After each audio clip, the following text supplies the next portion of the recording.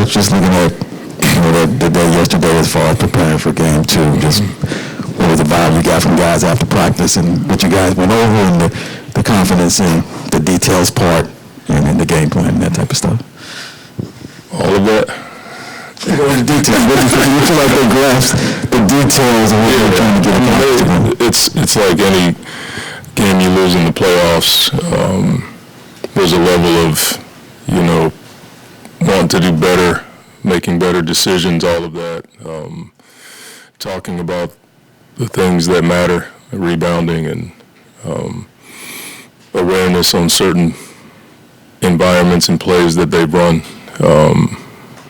And then overall just trying to play better, on both ends. The rebounding came up for sure, and then we just have good dialogue with the players about what we need to do. Looking at Zubac and his activity, he's just someone that he has one speed. And how much is that important with Aiden or whether it's Biombo or Jock to understand that that's how he goes about it? It's huge. We talked about his activity, Plumlee, Russ, those guys attacking the glass, their ability to go underneath the backboard baseline area and wedge in there to try to get their hands on balls. That's something that, we're all aware of. We were before game one, but it certainly is heightened now. The only other thing I had was just you've been in this situation before as far as a playoff series. There's always this reaction whoa, they lost the game, so end of the world type thing. How do you get players to get that out of their mind, or is it already out of their mind once the game is over? That's a hard one. I don't know. Never, end of the world never came up. Just the bad loss, that came up. But I think human nature leads you to hold on to it for sure because we care. At the same time, you don't let go of it, but you try to not repeat consistent errors. That's all you can do.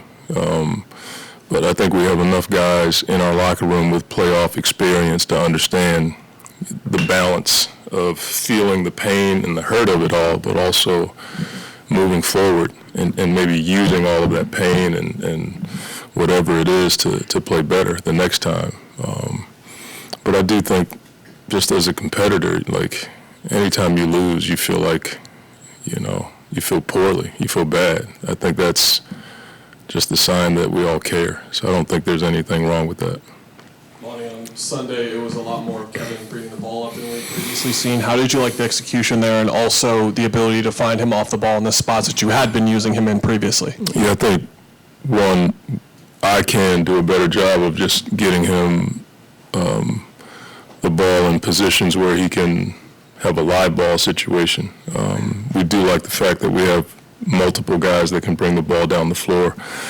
We thought our pace was a bit stalled in the first quarter, and then progressively we got better, but we know we have to, one, get stops, so we're not playing on defense as long as we did with the offensive rebounding, but two, whoever has it can bring it up so that we can play more free-flowing in transition. I've always said our best offense is a stop, so we can get out and run. I don't care who brings the ball down the floor, but having Book, Chris, or Kevin do it is efficient for us.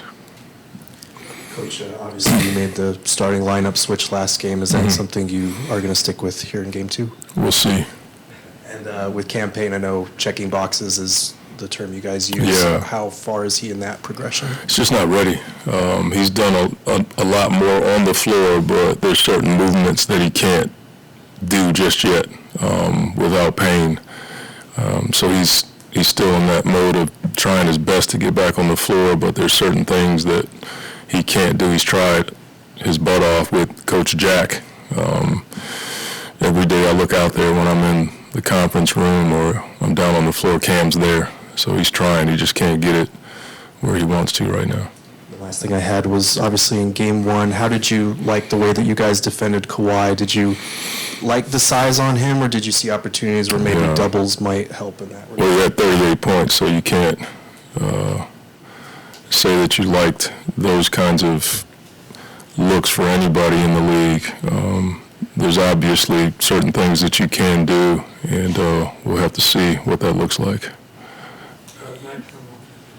And back to the rebounding, just how much of that falls on DeAndre just to set that tone? Not all of it, but he is a big part of it. He understands that. He took it to heart the other day. The thing I like about DA is he didn't blame anybody. We talked yesterday, and he was like, "Coach, that was me." But I'm not of that mindset, even though we know he's an unreal rebounder. We feel like there were a number of opportunities to contest and stay and get the rebound, and then Russell was all over the place. And so that falls on everybody. We have to have the same mindset in transition. We say find a man, and when the shot goes up, we have to find a man so that we don't give them that many extra possessions. Monty, in that game Sunday, y'all were down 16. Eventually, y'all were up 9. Like, you have a 25-point turnaround. Like, say, if you start the game like that, that's a much more daunting deficit to try and, have overcome. So when you look at how the game flow was, how you turned the game around, what were the keys that you felt were most important towards that turnaround? I mean, we came out in the third with a much more energy on the defensive end, and we just got out and we ran a ton. We were better rebounding the ball. The end of the third hurt us. And that's something that when I look at the film, there's a couple of things that I can do better to help our guys, when we do have an advantage, to maintain it. But we all know we have to start better. But, I mean, look, they had a lot to do with how bad we were in the first quarter. I mean, I can't say that enough. They played harder in some aspects. They were screening to get guys open for easier buckets than we typically give up to start the game. I thought we had a better awareness in the second half. It's not just about getting off to a good start. You got to maintain a certain level of intensity and focus and all the things we talk about.